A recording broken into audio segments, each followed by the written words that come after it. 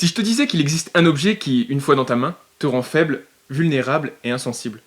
Si je te disais que cet objet te fait peu à peu perdre le goût de la vie. Il paralyse ton corps et endort ta capacité de réflexion. Il te met donc tout simplement en danger de mort. Par contre, quand tu as ce fameux objet en main, il te donne l'impression de décompresser. Est-ce que tu garderais cet objet ?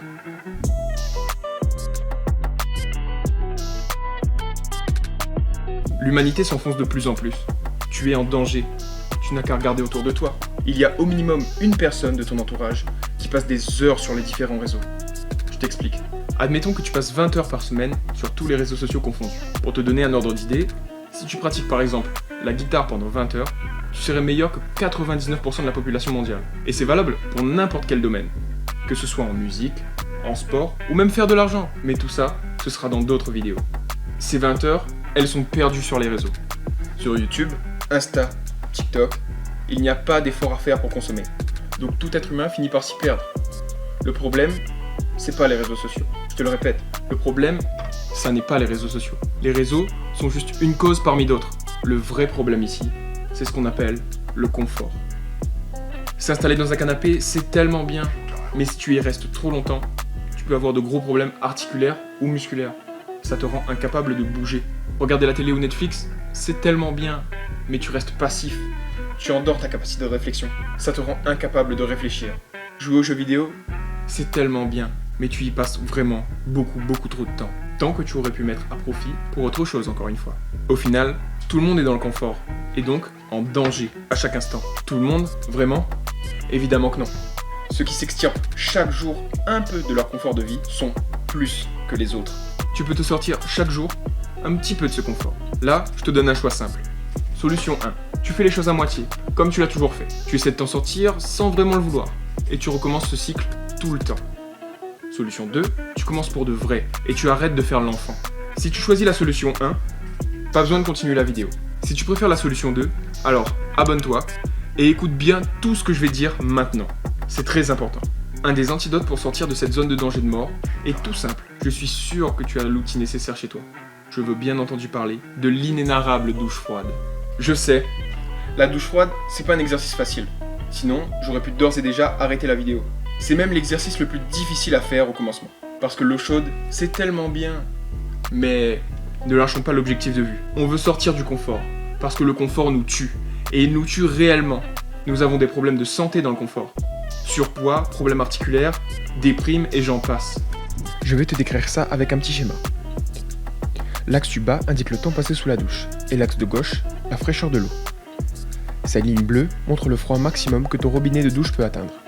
Cette ligne magenta indique le froid maximum que tu peux supporter, cette dernière dépendant uniquement de toi. Tu peux faire des captures d'écran des petits schémas pour t'en souvenir. La première méthode, c'est la méthode progressive. Tu mets l'eau à température habituelle, puis tout simplement tu la refroidis de plus en plus. Repère le moment où tu ne tolères plus la température. Une fois ce moment repéré, tu mets un peu de savon.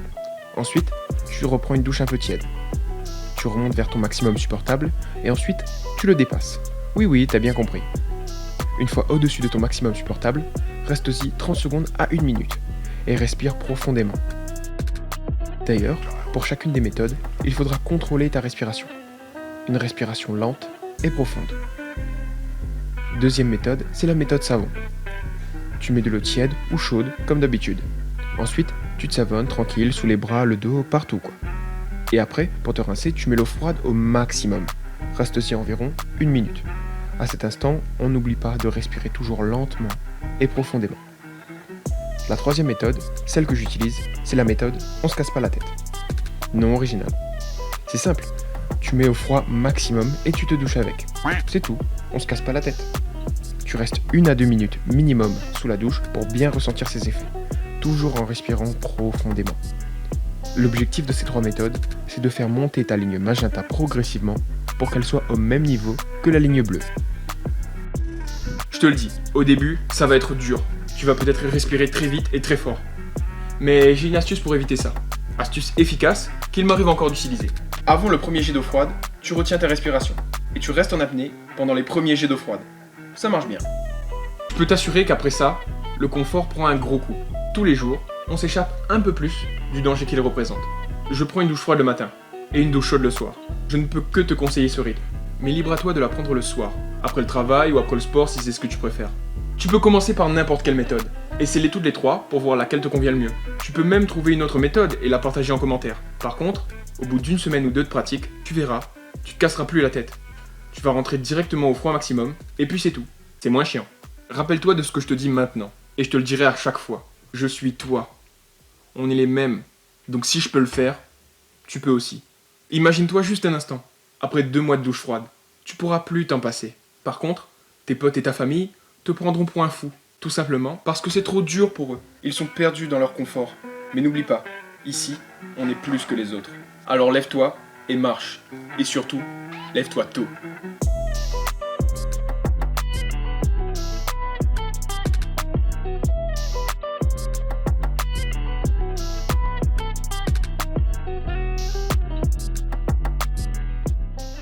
Bye. Bye.